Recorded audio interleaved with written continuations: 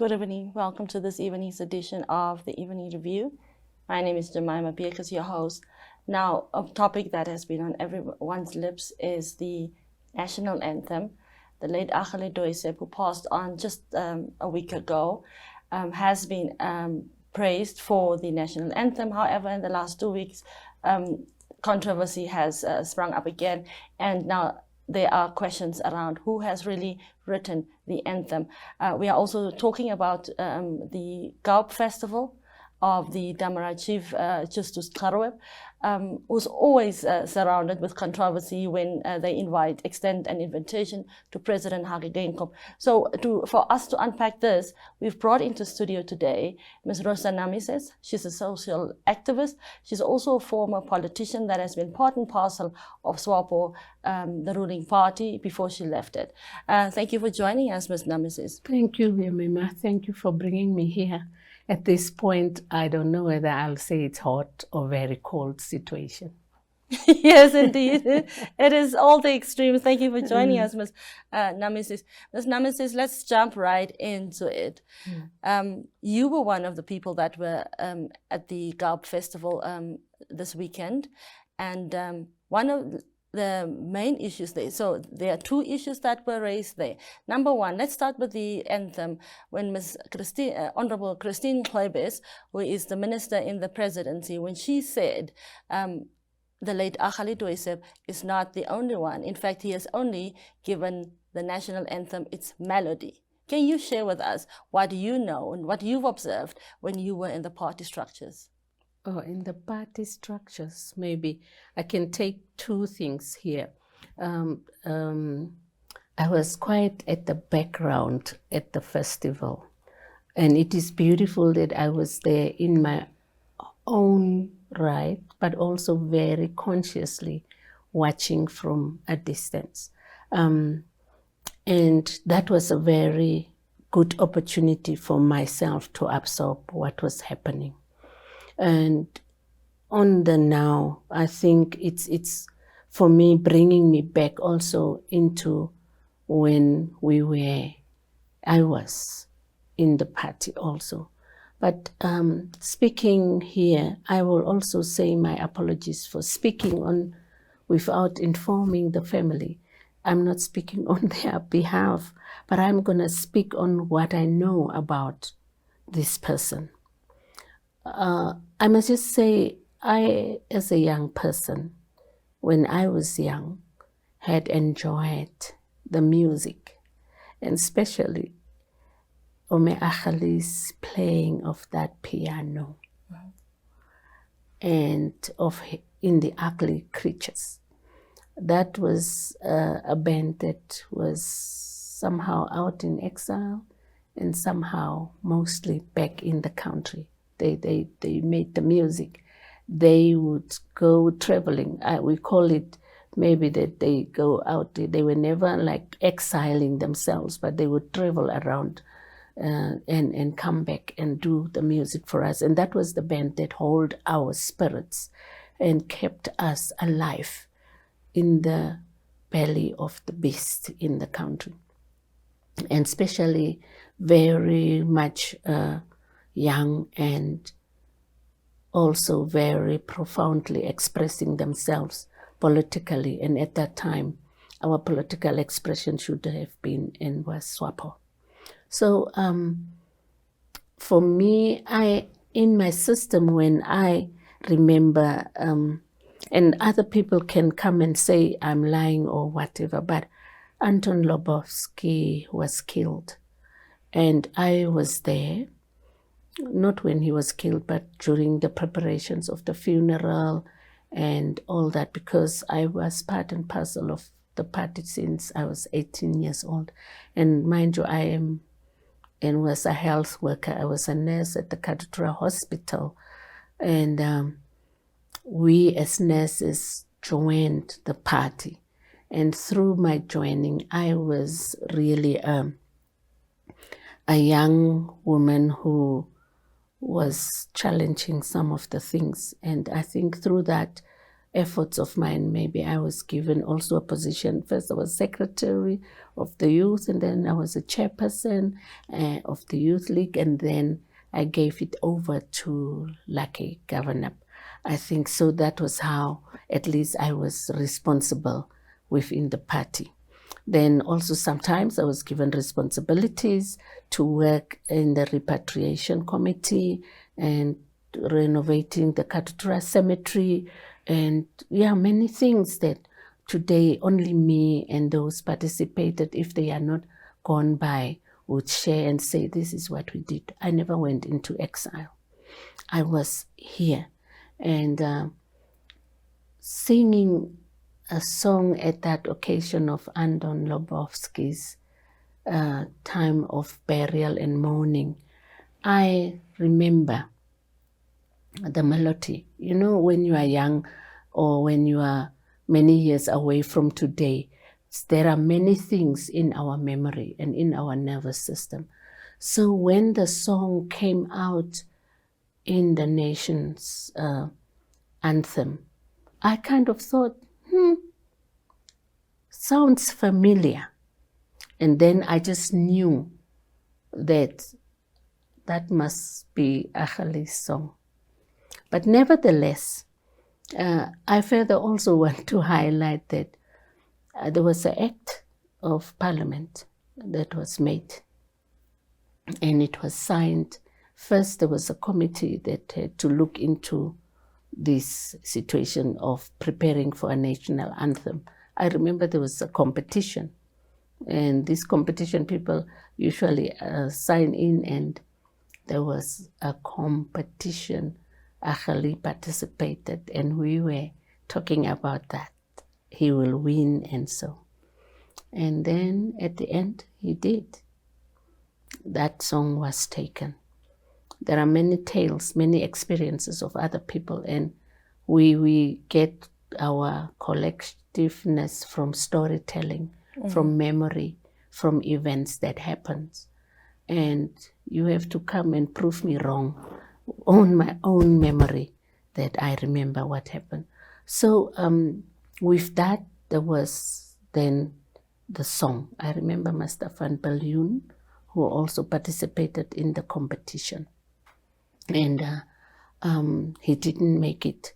And so Achali came. But also further, I know that when I looked at documents that we had an Act of Parliament, and that was, the competition was made, and there was a committee that was reviewing and looking at that. And people signed those documentation and put it to Parliament. And Parliament, you make an act, and that act is signed by a president.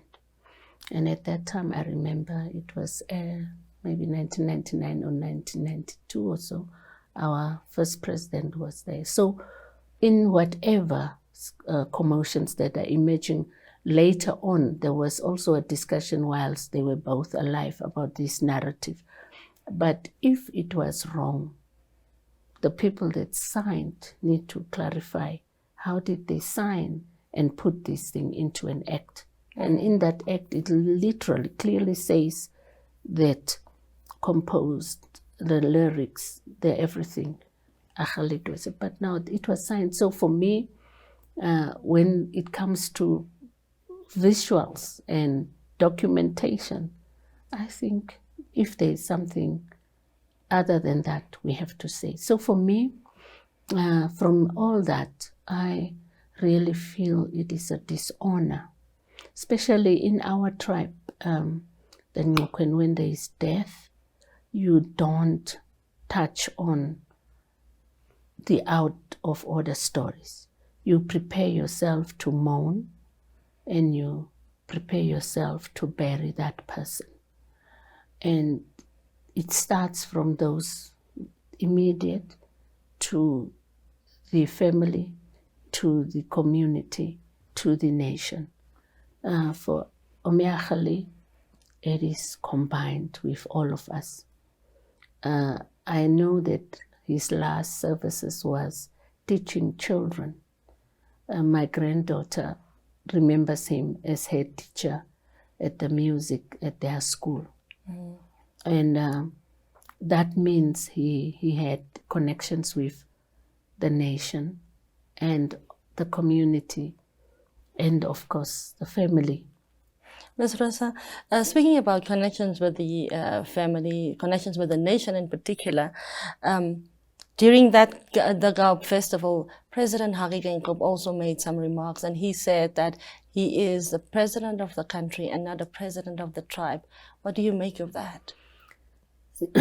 I was there in my camouflage there at the back, but I actually felt like stepping up to the podium to say to the president, Edo, don't say that, Omeage. But I think people are made up of tribes to communities. We don't just have a nation, boom, there you have a nation. No, you come from a clan, you come from different levels, and then you create your nation and you make the Namibian house. And for me, Namibians are made up of people who speak different languages, who act differently according to their cultures, and people who live different lives. Mm-hmm. And these people are the ones making up the Namibian nation. So I think for me, it is something that we have to think about and something that we have to understand. Maybe because the president was talking to us, the Ngokwe people, I think maybe he was not saying tribal in terms of calling all others. Maybe he was saying, I'm not a Damara president. Maybe that's what he was saying from my understanding, because he was speaking to us then.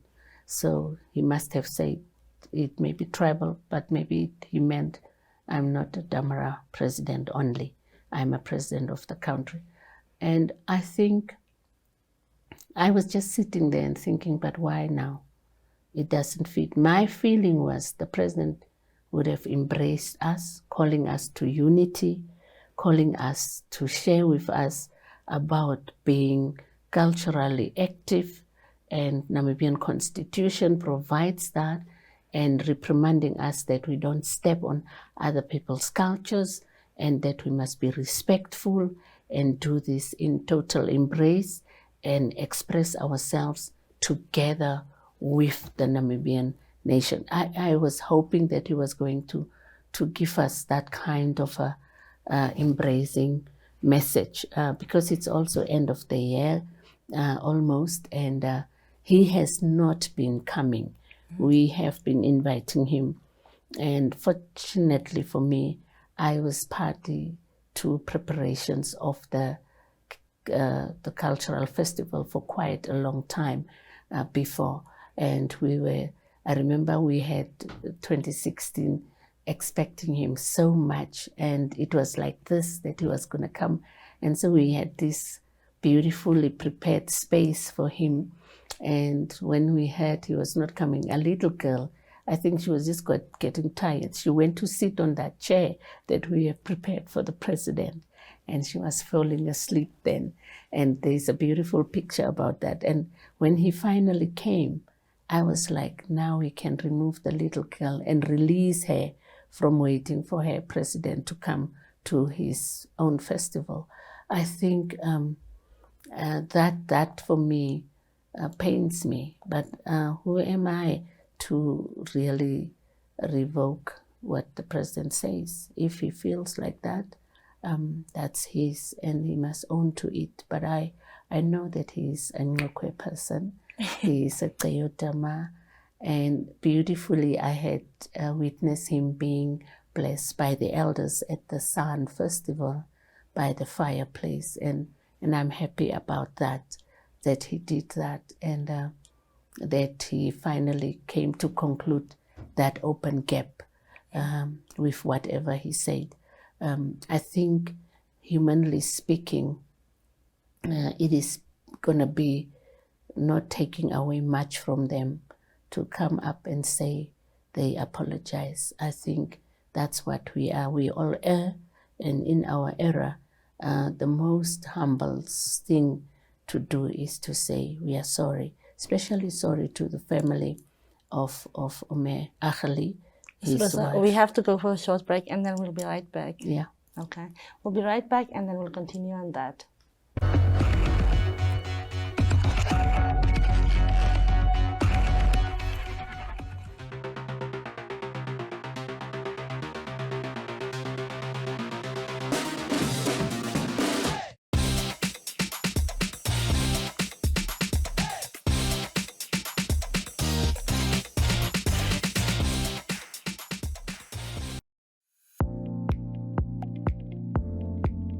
Newsprint Namibia is a web offset printing operation that specializes in the printing of newspapers and commercial inserts.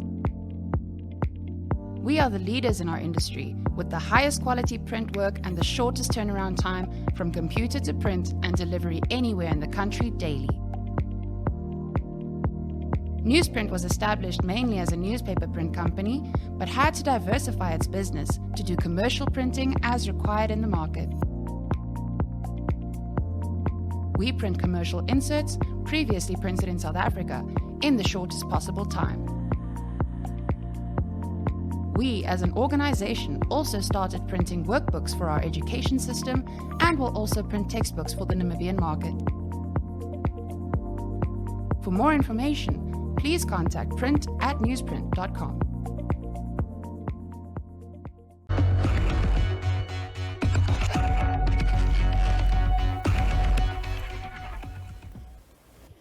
Welcome back. Now, before we've gone on a break, if you've just joined us, we have in studio Ms. Rosa Namises, a social activist, and she is here to help us reflect on the memory of the late Oneuptwo, who was renowned for having composed the Namibian national anthem, Land of the Brave.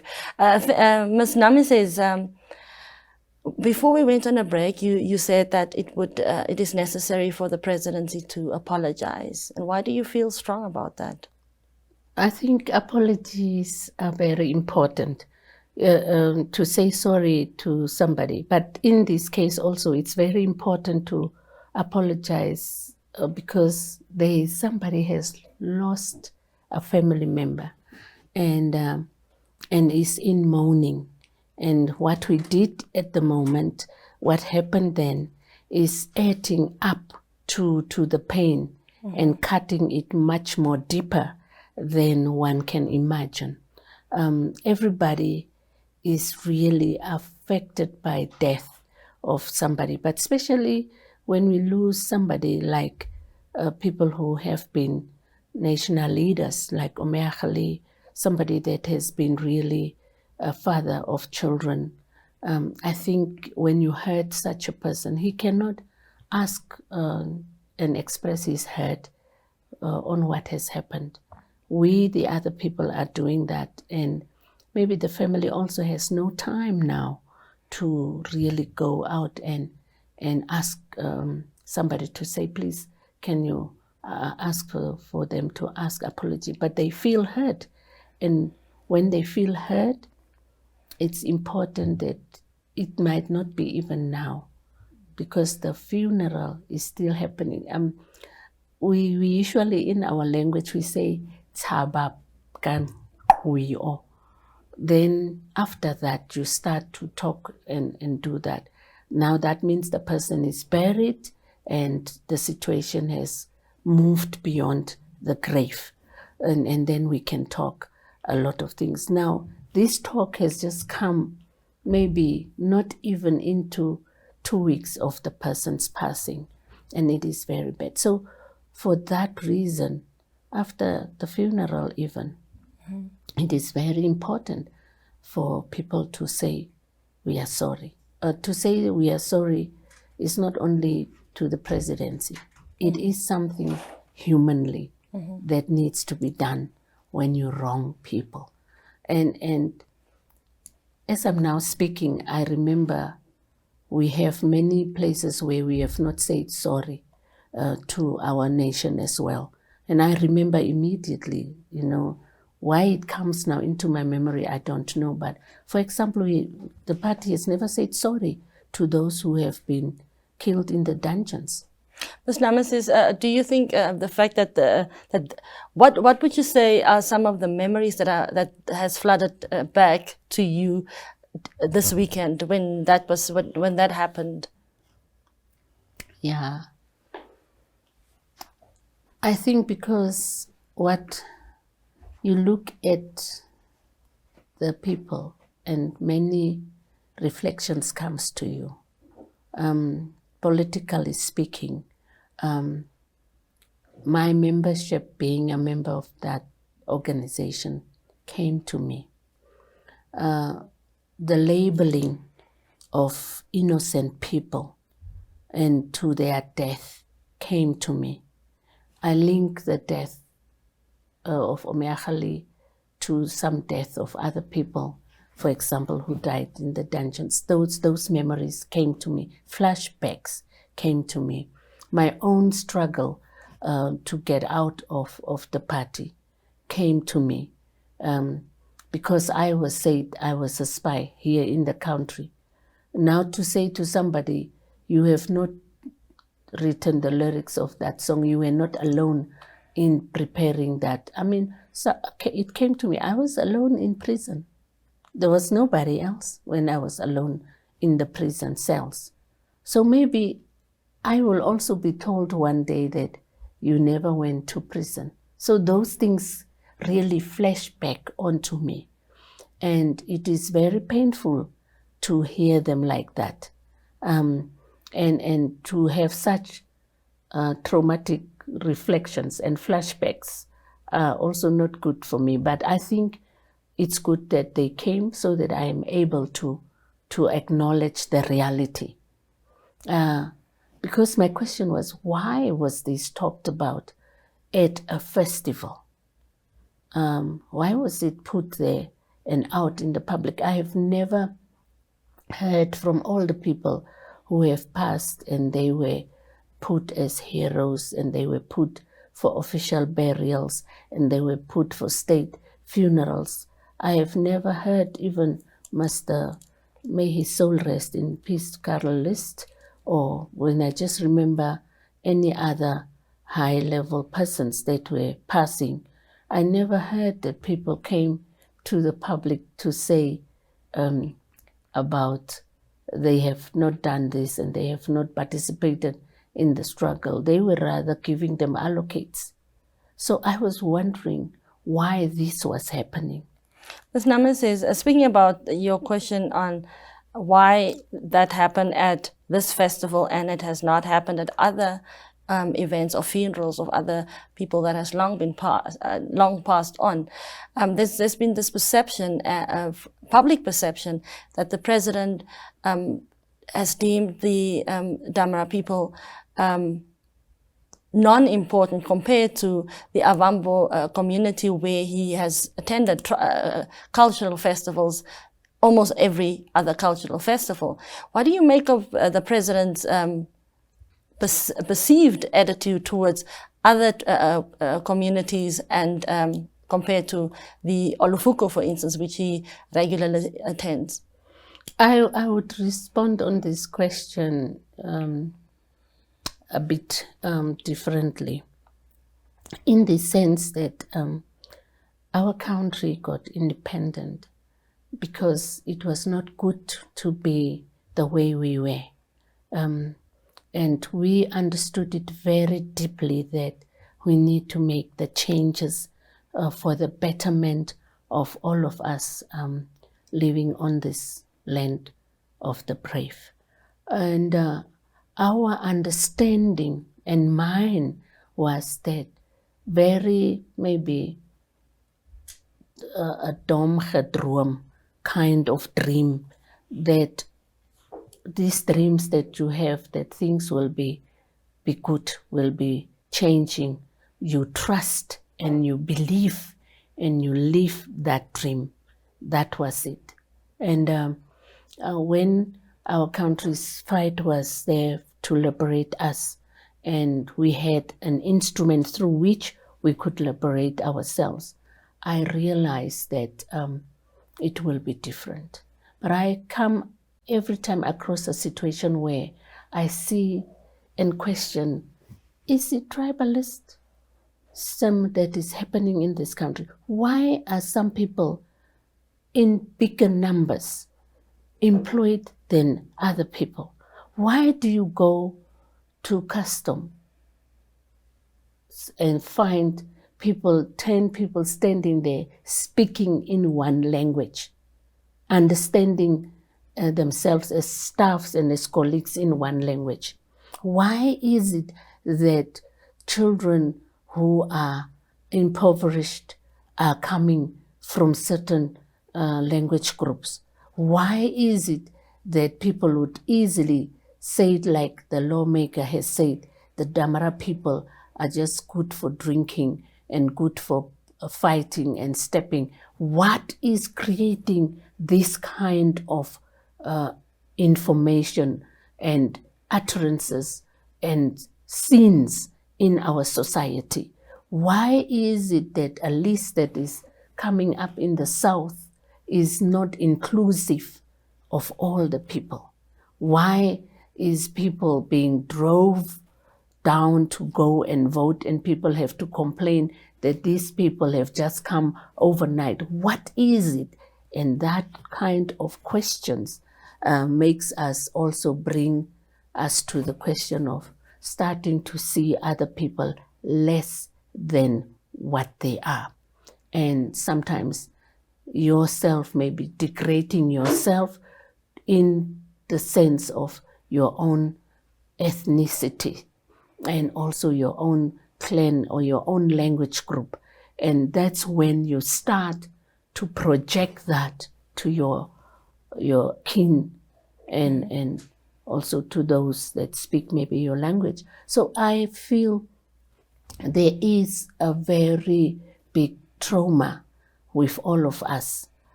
We have been made especially smaller all the time. As a Damara speaker, sometimes being a Ngukwe person, for example, this thing of bringing the Horokwes up here and everybody being so angry, some of them, about that and trying to be very negative is a sign of something deeper. That how can these people rise to this level? How can they dress up and stand tall and be recognized? Can they do this? You know, it's that kind of indignifying ourselves and also therefore joining those who say that we are nothing.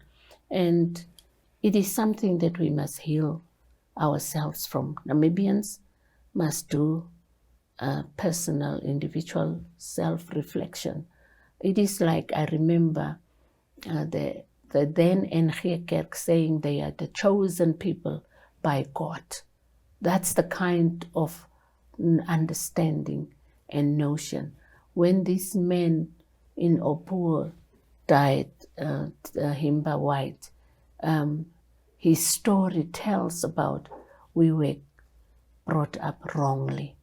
We were, our upbringing was not correct. That's what he says in his story about looking at other people. And I think in our small group in the Ngukwe and moving out into the vibrancy of the other clans, it becomes that kind of an argument where we feel that the Ngukwe Damara people don't mean much. And even the San are not even recognized. We call them marginalized. But I want to tell ourselves that they are not marginalized. They have skills. They know things that we don't know, including the Ngukwe people. They are clever where it fits the cleverness. And therefore, they have other things that we need to bow down to them and embrace them and recognize them and keep on acknowledging them rather than keeping on saying, I'm not this. We are what we are because we could not choose our origin and our start. And we are here and we have to live with all of the other people. And we have to be tolerated. And if we are wrong, we need to be corrected. But we have to be given also our existence to live and be acknowledged for what we are. For example, like Omeachali, who has written this great song that we have today, that we so much bow to. You know, I remember I was brought up as a Catholic child, and the Catholic bells are ringing at given times. And for example, at 12, then they call it the Angelus, and you have to stand still, quiet, and pray that Angelus. And that's the kind of feeling that I have with the national anthem, that wherever in the morning, when the radio plays it, I get up off my bed. It's like an Angelus for me, but not the church Angelus. It's my nation, it's my pride. And I get up, and then those two songs gets me up. And I cannot allow that person that has made me feel like this to be degraded. Is it only because he is a Damara? And we should not do that. We must not. Thank you very much for joining us and for your insight and wisdom, as Namises. Yeah, thanks. Thank you for tuning in. Please have a good evening.